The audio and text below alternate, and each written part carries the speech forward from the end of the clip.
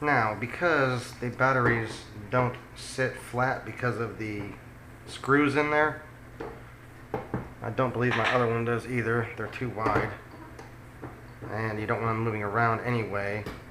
Somebody suggested using some double-sided tape without the protective layer on there, basically to give it, even when it gets dirty, it's still going to be sufficiently sticky enough. So I was thinking putting about 3 or 4 strips on there. That was a little long.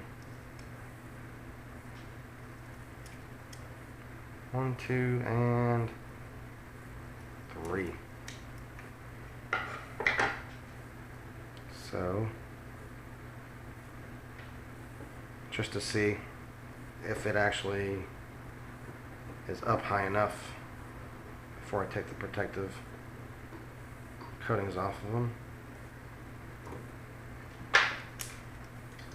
And it appears so. Let's find out.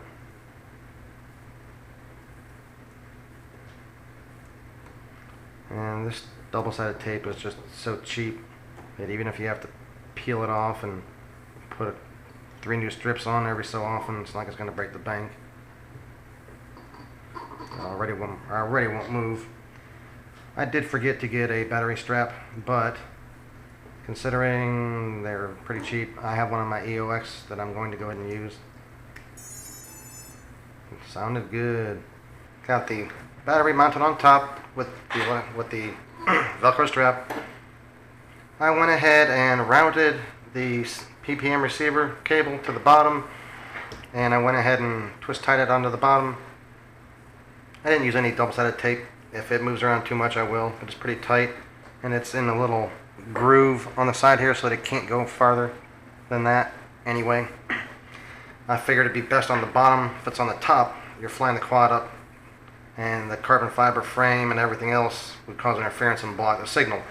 Figure it's up in the air, well then it's got a clear shot to that on the bottom coming down to your transmitter, unless it happens to be coming toward you like that, then it's going to be, a lot of it's going to be blocked. So, but that also is why, even though with it mounted there, the antenna is still coming through, so it can still get signal there. And if you bend this one out like that, also over there as well. And gonna bend it down. Yeah, we'll figure that out.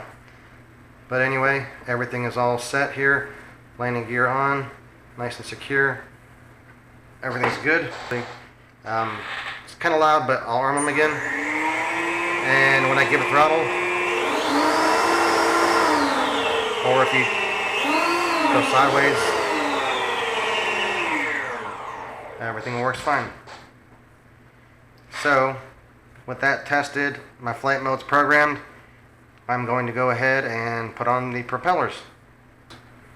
So, if everybody remembers correctly, the black ones caps are for motors that spin counterclockwise, and the silver are for clockwise spinning motors. That's because of the way that they tighten down. So, this is a counterclockwise spinning propeller. The lead edge is higher than the trail edge. That's what causes the upward thrust. So, I'm going to go ahead and push it on there and tighten it down. They are self-tightening, so they will end up tightening even more if it's not enough. Now I'm going to do the right rear one, which is a clockwise spinning. And once again, lead edge is higher than the trail edge, so it is a clockwise spinning propeller.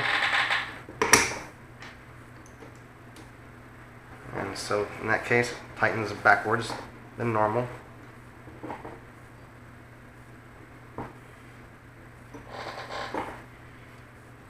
Alright, just in case it's not in the picture there, this one is going to be another clockwise spinning.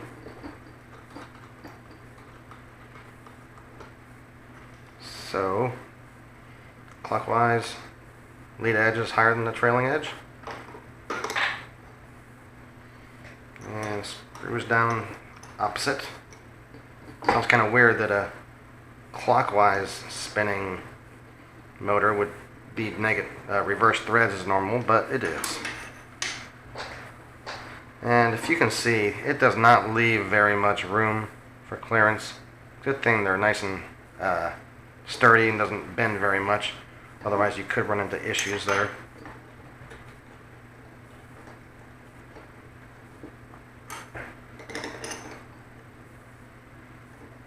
And once again, it came with some kind of adapters. I'm guessing that's for 3mm, that's for 2mm,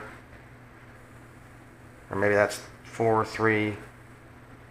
Those are just regular 2 and 3mm probably.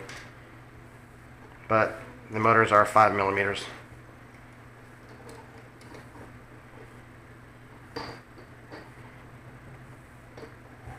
And there we go. It's technically ready to fly.